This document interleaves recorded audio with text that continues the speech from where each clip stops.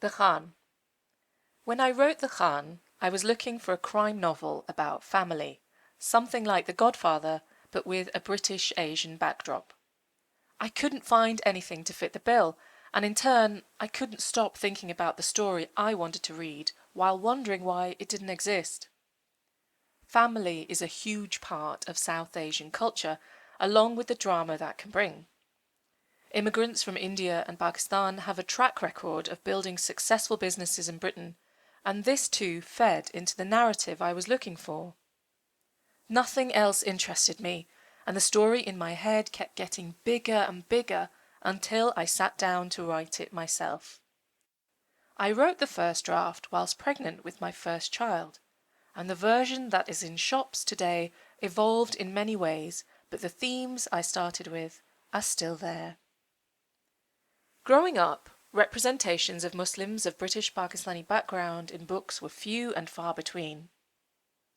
What there was didn't fall under the banner of commercial fiction or the genre of crime. I read widely and loved losing myself in stories about different parts of the world. I discovered books by Bapsi Sidhwa whilst visiting my grandmother's home in Karachi, and for the first time I read about brown women. Her books were a little closer to what I wanted, being set in Pakistan and pre-partition India, but they still weren't about being brown and British. I didn't know it back then, but I was always scanning stories, looking for myself within the words. This is what many readers do, what it is they find when they fall in love with a character. The beauty of stories is that we don't have to be the same gender, race or religion as a character to relate to them. But as a child of two worlds, it was important to me to see myself somewhere in the stories I loved. It meant I was not invisible and that there was space for me to be me. As a British woman of Pakistani heritage, I set out to write a crime novel with characters who looked and sounded like me and the women I knew. Almost every representation I came across of women from my background was one I couldn't identify with. There were victims of outright oppression, women rejecting their culture in favour of stereotyped Western lifestyles, some full of internalized racism, and almost all were in need of rescuing. The women I knew were strong, smart, savvy. They navigated the complexities of intersectionality, of being many, overlapping things with grace and sometimes with rage, and they did not fit the stereotypes. Out of these ideas was born Jia Khan. The Khan is essentially her story. She is a successful London barrister and the daughter of a criminal kingpin. She has been estranged from her family for over a decade, but when her father is killed and her brother kidnapped, she finds herself drawn back into the underworld. Once there, she navigates patriarchy, misogyny, cultural contradictions, and the rival gang that is ready to take over the city of her birth. She returns to her culture as a grown woman who has come to know herself and who has great self-control and poise. She knows how to navigate rooms in the way that women learn through experience. Where men can be the same in every room, women must first gauge and measure before deciding which tool to take from their arsenal to get the best result. Along with handling her father's men, the jirga, she also deals with her estranged husband and their teenage son. Jia Khan does not conform to the typical representation of motherhood. She becomes a matriarch by the end of the novel, but her methods are maybe not what one expects from a South Asian woman. The Khan is not just about crime. It is also about family and about the lines we will cross for those we love. As a journalist and a writer, I was often struck by the ingenuity of the criminal underworld, the things that people would do to make money, and the lengths to which they would go. I often pondered what paths people might have taken given different circumstances, and what they could have achieved if they'd been given other opportunities. This was especially true during my career as a reporter in Yorkshire. I spent many hours listening to testimony at various Crown courts and watching barristers navigate the law, the accused give their evidence, and judges make their rulings. I started my career as a reporter at the Telegraph and Argus in Bradford, West Yorkshire. I was raised in this beautiful and misunderstood city, where I spent more than 3 decades of my life. To me, it was a place of breathtaking views, amazing architecture, and people full of kindness and grit. I attended a school in the heart of Manningham, an area that was at the centre of 2 riots, and walked past a burnt-out BMW garage the day after the city had raged. When you live and work in a place, you see it for what it really is. You see past the spin and headlines that outsiders put on it. You see the blood, sweat and tears of those who built it, brick by brick, and of those left behind once those bricks have been thrown.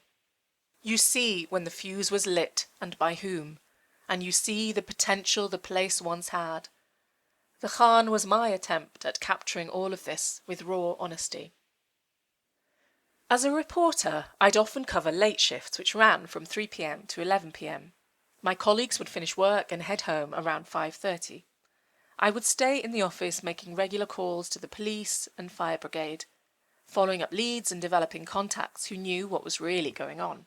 I'd head out to stories, but if all the copy was already in and there wasn't an interview in the diary, I would take my mobile phone and my reporter's notebook and head into the centre of town.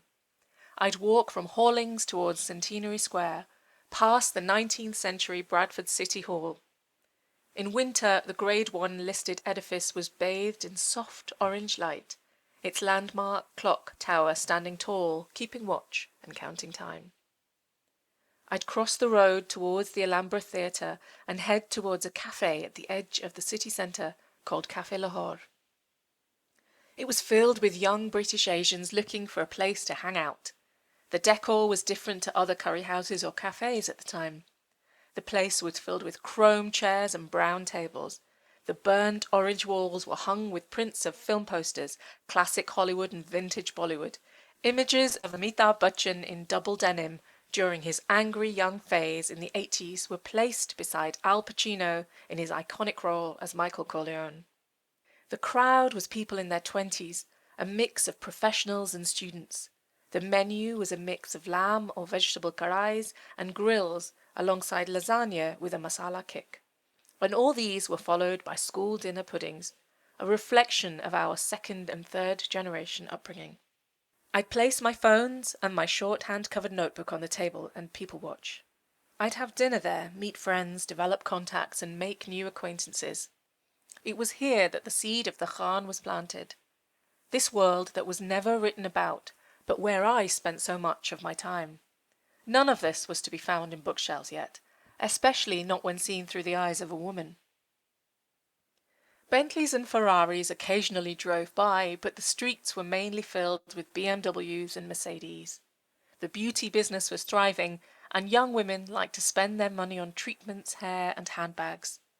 There was money, but it wasn't spoken of. This was a different kind of Yorkshire to the one seen in Last of the Summer Wine, and it was one I loved. The mix of languages spoken, the spectrum of skin tones, it felt fascinating and undocumented. As a journalist, I covered a variety of stories and was given glimpses into the lives of a cross-section of people. I was often sent out to the reception desk of our smoked glass building by the news editor to meet someone who had walked in and asked to speak to a journalist. I remember one man who relayed a story to me about a shady but powerful group of men who ran the city. Short and smelling of booze, he had greying hair and a face covered with lines and crevices. He was passionate about his tale and convinced of his truth, but there was no evidence to back up his claims. Urban myths like this came fast and frequently during my career, and they watered the story seeds in my head.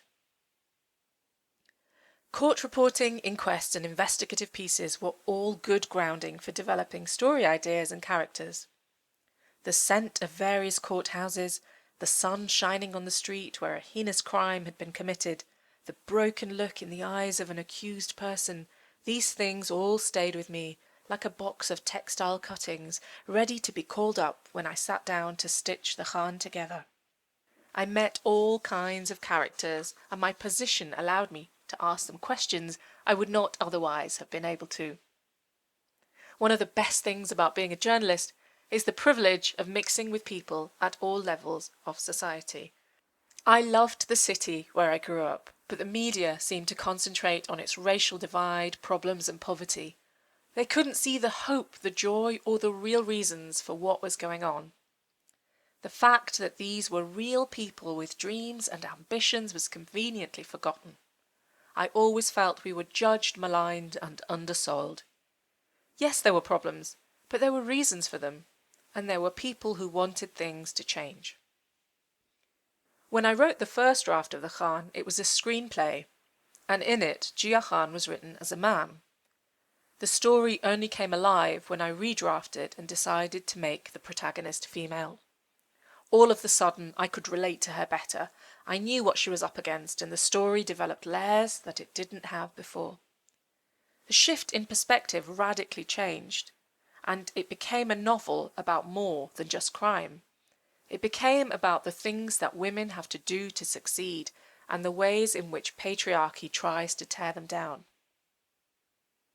The Khan is a labour of love and a love story to the city and region where I grew up. It is about womanhood and the point at which women learn to step away from the things society tells them they should be, the point at which they become what they are destined to be. It is about stepping into one's own power. It is a crime story, and therefore not a representation of all that is good in the world. I wasn't looking to write positive characters who show my heritage in an idealized light. I wanted flawed human beings, navigating the greys of society, struggling with life's realities, making mistakes, and being fully rounded characters. I wanted memorable characters who happened to have similarities with my background. It is not a representation of all facets of every Muslim woman, or every British Pakistani family, or even the North, but it is a story I wanted to tell at a particular moment in time, and I hope it will open doors into a world not always encountered by white society, which will allow other women to step through with their own tales.